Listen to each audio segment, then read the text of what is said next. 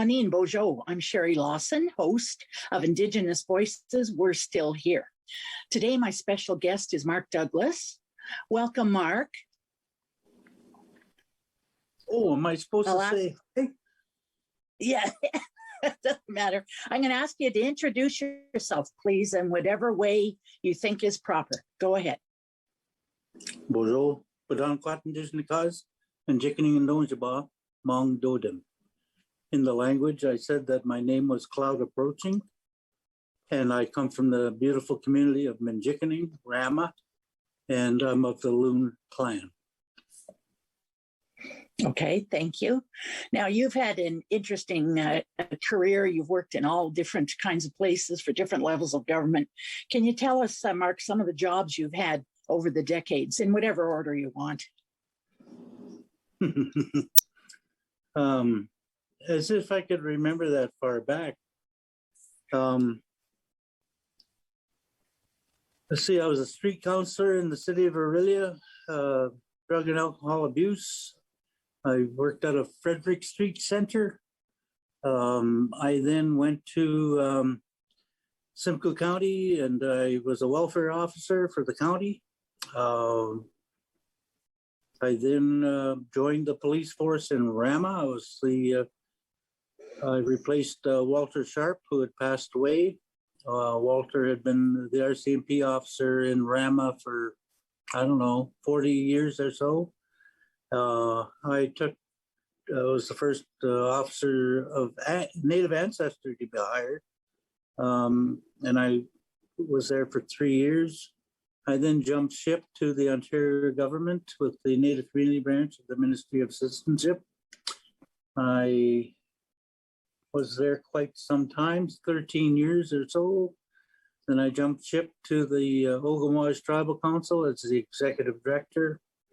And then I jumped ship again to join the project team that were building the casino in Rama. And I coordinated the cultural theming, if you like, in the building. And I've been retired 18 years. During that time, I've been involved with the Minjickening Fish Fence Circle. It's a group of us from this region that support the preservation of the fish fence. And we talk to young people in school. It's a 5,000-year-old method in which we trapped and caught fish, brought them up and cleaned them. And I've been involved in a few other projects as well, the powwow specifically in Rama. And I'm currently on their education board, and I'm working with the Muskoka Center museum concept. They're putting an addition on and dedicating it towards First Nation people that lived in this region. So there's a team of over 20 people involved in that project, helping them. That's quite exciting. And I'm the elder to the kids that are returning home now. They were, snuck away back in the 50s and 60s, and it's known as the 60s scoop, when Children's Aid sent police, and they commandeered young people and took them away because they felt that they would be better served by plucking them out of Rama and placing them elsewhere in the world to be some cases fostered and on occasion adopted. And these people are now returning home. They're, in their 40s and 50s and 60s, and they've never been on the reservation. And they're doing all they can to try and understand the Aboriginal way, the Native way, the Rama way of doing things versus the way that they were raised. They were told that their parents were dead and there was no reason to try and get back to Rama. And lots of story, some of it quite traumatic. Miigwech. Okay, thank you. Well, that last little part, Mark, is the 60 scoop is again not something that our children in school study. Now people are talking about the residential school system, but the 60 scoop was after that and ran alongside it as well too. And I understand there were, as part of the 60 scoop across the country, some of the children that were taken by the government were actually sold to American families. I've heard that from people who are doing research on this. So that's a little part of Canadian history nobody wants to talk about. So let me take you back in time a bit, back to the 70s. I don't know what you remember, but tell us about something called RAMCOR, RAMCOR, that existed nearby. Who were they? What did they do? And why were they there? There were two people employed in the economic development unit in Rama, and their role was to try and attract industry and or any type of business into the community that would hire Aboriginal people from our community and create employment and generate a bit of revenue or income for the community. So there were about 20 people involved in RAMCOR. There was a board of directors, chief and council as well would sit in on occasion, and the two employees. And from time to time, we'd find some grant money, and we'd hire additional individuals. Many of them had MBAs, Masters of Business Administration, and we employed them to do research in Rama. So they looked at various concepts.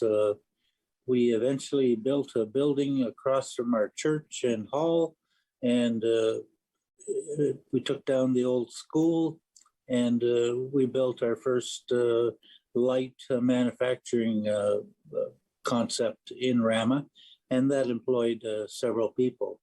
We were very lucky. A man from Aurelia, surname, I'll be all right. In a minute, it'll come. Anyways, he wanted to bring a concept to Rama, and he wasn't asking for a lot of money. He was just asking for a bit of help with the building and such. And his surname was McGill, and he just believed in us for some reason, and he brought his pressurized plastic concept, and they made plastic molds, and they assembled the plastic molds together and created Johnny on the Spots.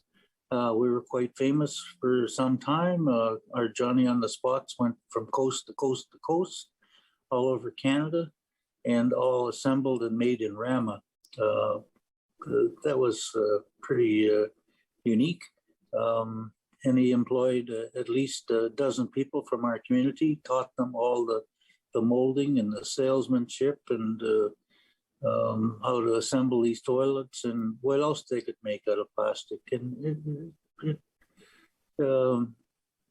it was quite interesting, the concept. And we're lucky that people like him believed Rama needed a leg up, and he brought his concept here and got us going. And anyways, there are a few good stories like that where individuals decided to come to Rama, to relocate to Rama, to create employment for our people. Not many people, but there were a handful around. And others were here to try and make a nickel from us, our nickels. And we had to wade through all of that and get comfortable with the concept and get comfortable with them being in our village. Some of them were quite demanding. Some of them were just good folk that were willing to work with us at our pace and teach us. And I think of Mr. McGill as one of them, a beautiful man. Thank you.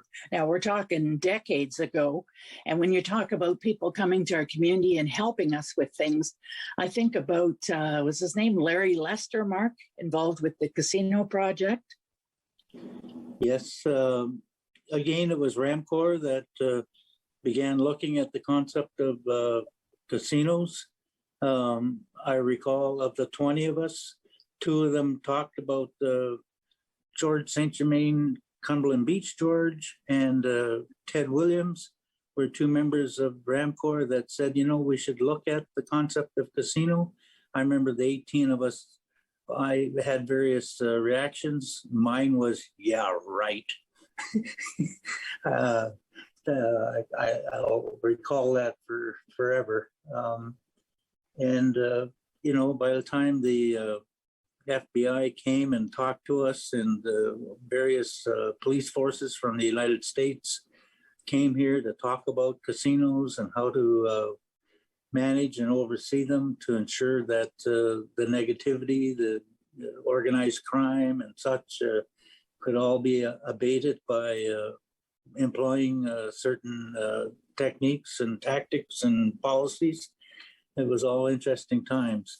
So getting assigned to the project team to help build the casino, yes, it was a big steel and cement and wood, and all of those sectors and things were in place. But I was to coordinate the Aboriginal theming, and they wondered about creating some type of show that would reflect our history and our such. And they reached out, and Larry Lester had experience with Disney World and Universal Studios and various casinos in Nevada, Las Vegas, and such. And he was asked if he would come to Rama, and he did. And he made a presentation, and they liked what he was talking about. And he was affordable at the time, and he was engaged to help us. So I worked with him and helped draft drafted out a concept of 8 trees that would come to life and talk and tell a bit of the story. And I was able to pick different people from our community that represented the various clans, the 7 clans of our community. I know, Sherry, you wrote the woman story and stole half my show. But anyway, that's another story. We'll talk about that later. I'm still not happy with what you did because it took so much time away from our 8-minute show. Anyway, so I'm glad I made you giggle a little.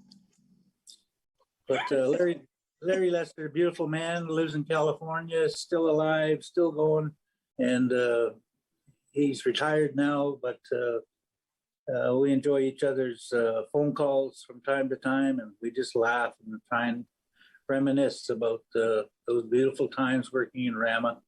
And using modern or futuristic technology to tell an ancient story, it's an interesting way to design a concept. And we had fiber optic floors, so we had bear paws walking across the floor, turtle paws walking across the floor, deer tracks walking across the floor. We had fish swimming across the floor. It was all fiber optics and computer generated. Computer pushed the footprints around and such. It was very realistic, and unfortunately, the casino got tired of the show and wanted it gone. And a couple of my counselors were in support of it being gone because they didn't really like the show. Well, but everyone else I talked to say they loved the show. So what do I know? And I know for a fact that millions of people saw the show and used to come specifically just to watch that 8-minute video interactive thing that was there. It was amazing. Now, Mark, you've been involved with some things in the community that were just a crazy idea back then, the casino being one of them. We were one of the first communities, as I understand it, to have a daycare. So tell us about those days and how that came about long before casino. My wife and I moved to Rama 48 years ago, and we had the daycare options were in the city of Orillia, and it was very expensive. But if you wanted to both go to work, you needed a safe place to stash your kid for the day during the week.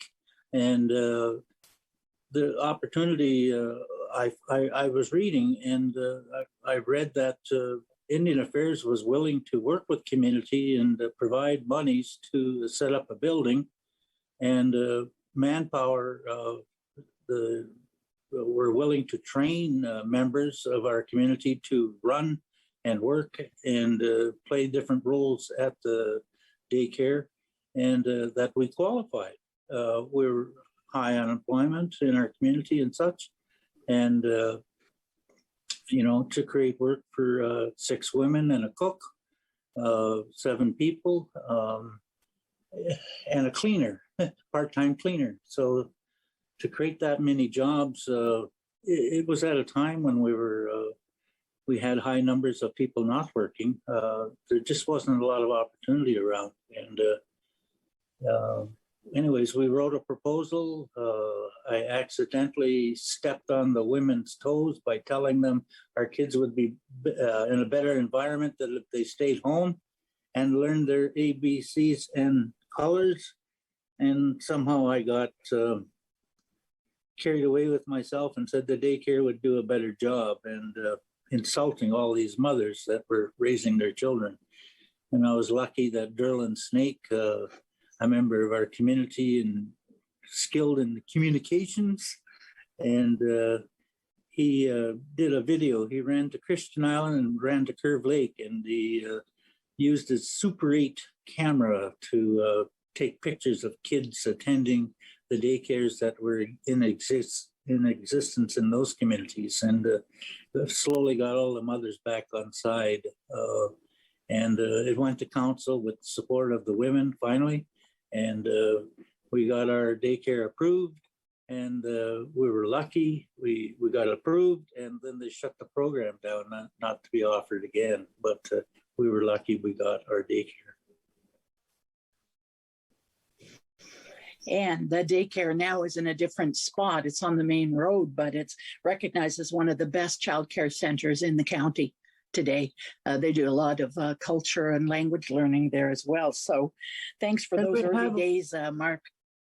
We have a whole bunch of people from the town lining up to try and get into our daycare. It's we need to make space for our own children, let alone we can't look after all the kids in the region, but it is that well known. It sure is a going concern. Now I'm taking you back again. I don't know if it was about the same time, since I'm so much younger than you, Mark. Tell us about how our little church in downtown Rama, which still sits across from the casino, how we ever had a hall built on the back of it. Because you go to other communities and they might have a little church, but there sure is no meeting hall in the back and no nice kitchen. How did that church hall come about here in Rama? We did have a hall attached to our church where they would do the dinners for the community, I think of Thanksgiving, and they would have at least 4 settings, and the whole community would wait their turn and go in and have a good turkey meal. But the hall was so old, it was falling off its piers and pulling on the main body of the church, and it was just old and the old design and such, and it had to be brought down. And but there was no money around, nothing, not a cent anywhere. And I convinced the Ontario government that our community were going to do a log building demonstration project, and that they were going to go into the bush and cut some trees down and make a log building. So we got a bit of funding to do that, and so they wound up building the logs, adding the logs to the back of the church to replace what was once there, was this small hall, and they built a church hall. And I recall the minister, Lily Monroe, the Honorable Lily Monroe, came to Rama, and she said, "Mark, this is a church. we're not supposed to fund churches.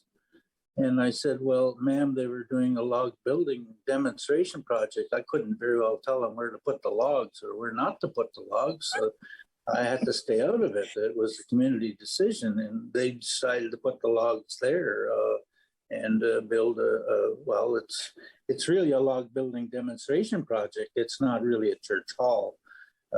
Anyway, she rolled her eyes at me and kind of made a remark. And yeah, it's better to seek forgiveness for something you've done wrong than ask permission to see if you can do it right or wrong. And yeah, anyways, back in the day.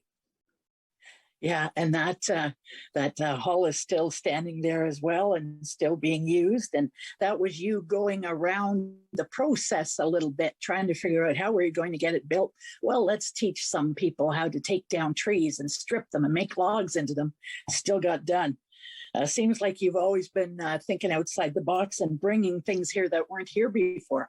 Tell us about your time before there was original Indigenous culture here in this community of Rama, and the trip you made out west, and the things you tried to do to import Indian culture into Rama.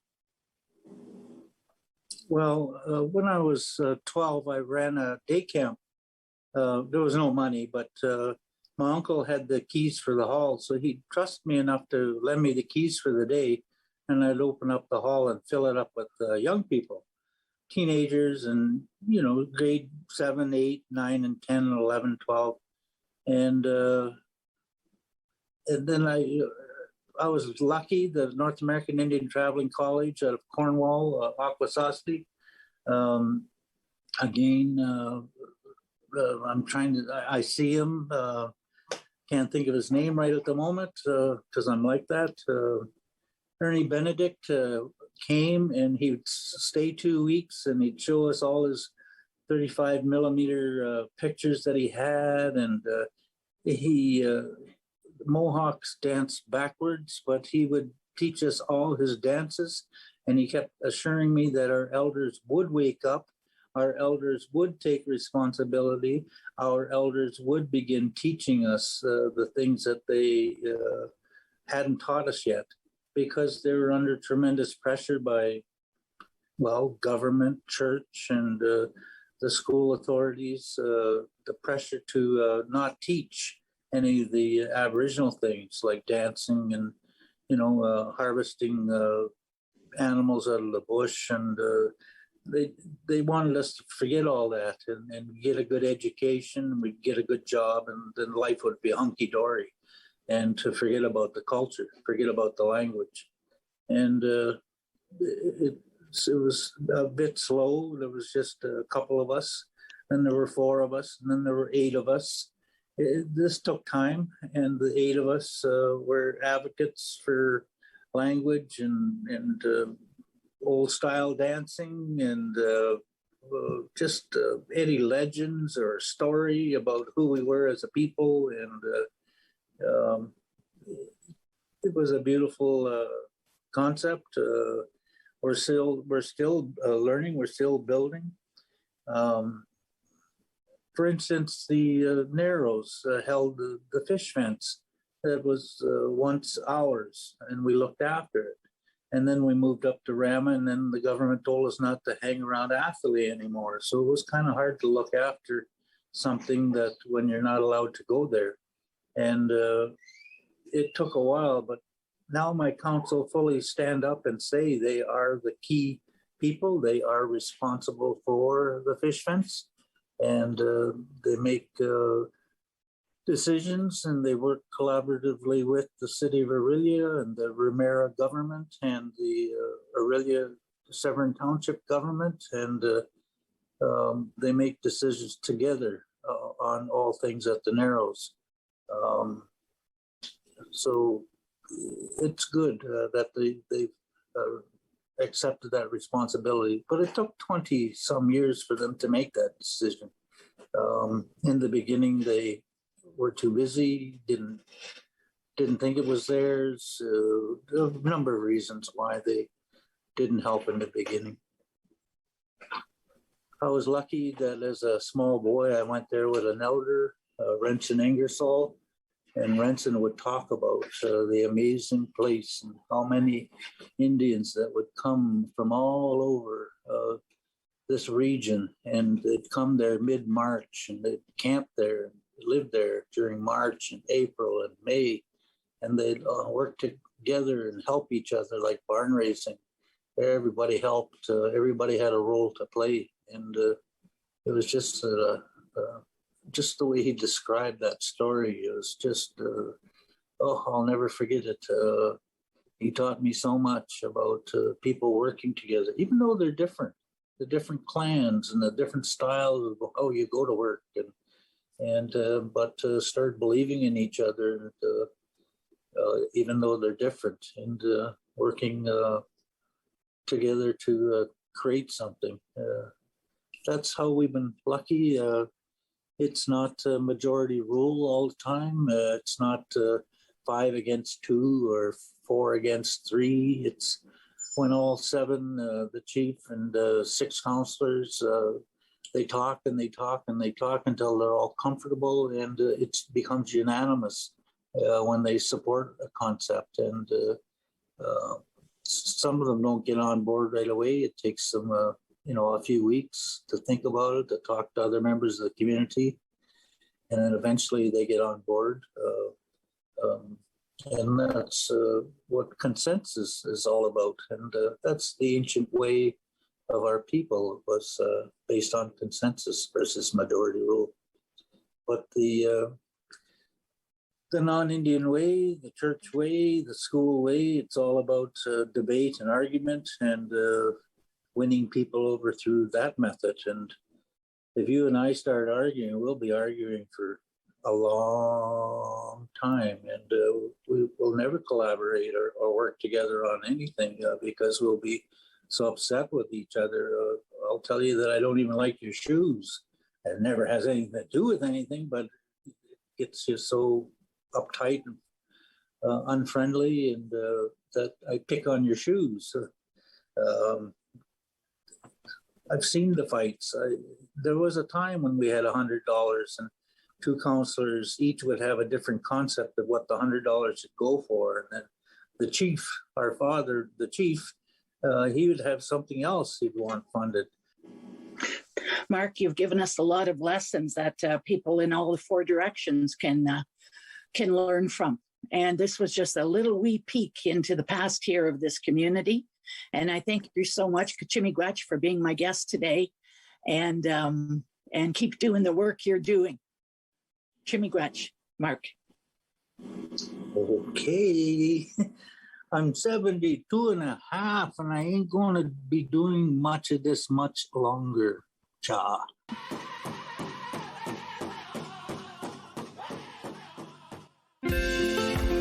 Call the Rogers TV viewer response line.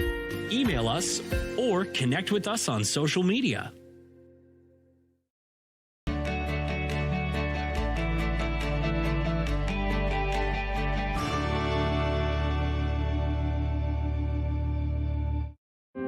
When you're online, Rogers TV on YouTube shares news and events from your community, like messages from local leaders, updates on the latest health news, local business presenting their new offerings, and how our local communities are working their way through these unprecedented times.